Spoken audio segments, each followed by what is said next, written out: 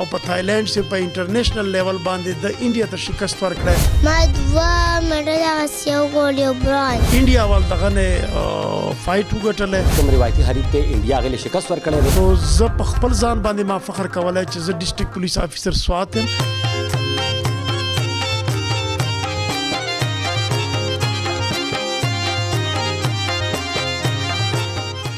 السلام علیکم ګران کتونکو، زه یم سمد انجم او تاسو ګورئ پاسون نیوز. ګران کتونکو، څنګه چې تاسو مخکې ورځ ته کوم ویډیو کتلې وه چې اوکاشا یو وړوکی ماشوم دی، د 2 کالو ماشوم دی او هغه په تایلند کې د اختر په شپه باندې هغه تایلند ته تللی او په تایلند کې زموږ چې کوم روایتي حریف ته انډیا هغې شکست ورکړی دی او هغه ډېر په درناوي سره د سوات عوامو، د سوات پولیسو خپل وطن سوات ته او بیا خپل کلي ملیو ته راوستی دی.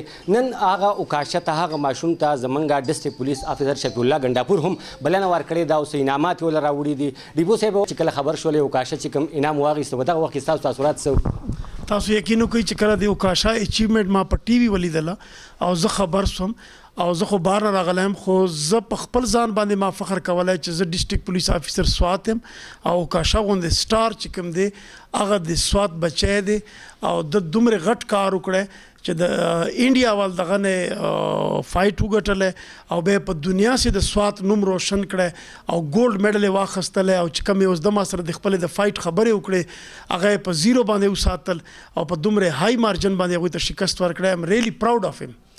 صحیح سره تو وایي چې دا اوکاشا چونکې د پلار د کورنۍ چې کوم مالي حالات یې هغه دومره نه دي چې په ده باندې دوی کوم فایټونه کوي، کوم بهر ملکونو ته کوم مقابلو لګي. راتلونکي نور هم داسې مقابلې چې هغوی دپاره به دوی بهر ته تګ کوي، دوبۍ ته به ځي، قطر ته به ځي، هلته مقابلې کوي. د هغې دپاره به ستاسو د پولیس فورس طرف نه دوی ته څه؟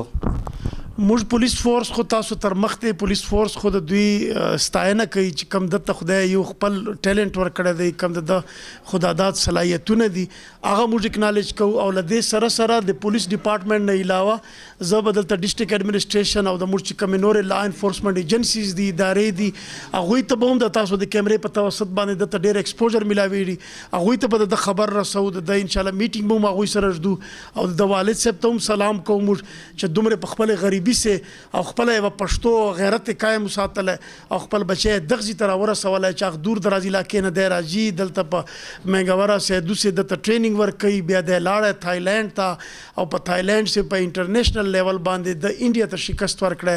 نو ان شاء الله د خراج تحسین سره سره د چې کوم نور ریکوایرمنټ دي به صوبایي ګورنمنت ته موږ د دوی خبره ان شاء الله رسو، ډسټرکټ ګورنمنت ته به هم رسو، نور لا انفورسمنت ایجنسی ته به هم رسو او ان شاء الله اوکاشا چې کوم په دومره واړو عمر سه د دومره غټ اچیومنټ کړی دی چې د څومره ورځې په د باندې تیریږي دا د موږ داسې سټار دی چې په د باندې به ټول پاکستان اوس هم فخر کوي او همیشه به فخر کوي. صحیح سره دا کوم خلک چې مونږ ګوري هغوی واړه واړه ماشومان دي، هغوی ته څه پیغام ورکوئ؟ زه به اول خپلو بچو سره خبره کوم چې دا هغو دپاره اوس رول ماډل دی، د خو 7 ایئر د ایج دی او څومره چې 7 ایئر وال دي هغوی دپاره د رول ماډل دی. څرنګه چې تاسو ولیدئ سوات سه دومره پوټنشل دی، سوات په خاورې سه دومره طاقت دی چې احسان چې کوم دی هغه د مټه ارکوټ نه هغه د موږ د پی ایس ایل بیسټ پلیر هغه راوختلی دي. اوس ورسره اوکاشا ته ګورئ په 7 ایئر سه د انډیا ته شکست ورکړی. داسې نور ډېر ټیلنټډ خلک دي نو دا خو هغوی دپاره خپل ایج فیلو دپاره چې څومره دي هغوی دپاره د رول ماډل دی، ایز ا رول ماډل به ورته پیش کوو. جي ډېره مننه جي ډیپو صاحب. اوکاشا په دې موقع باندې بس ډیپو صاحب نن راوختی زموږ د سوات د پولیسو تر ټولو نه غټ افسر دی، هغه تاسو ته نن کیکونه درکړل او میلیونه ته واچول، ګلدستې ته پیش کړلې، څه به وایې؟ اعوذ بالله من الشیطان الرجیم، بسم الله الرحمن الرحیم. د ټولو اول د ستاسو ډېر شکریه ادا کوم چې تاسو مونږ له دونه ټایم راکړو.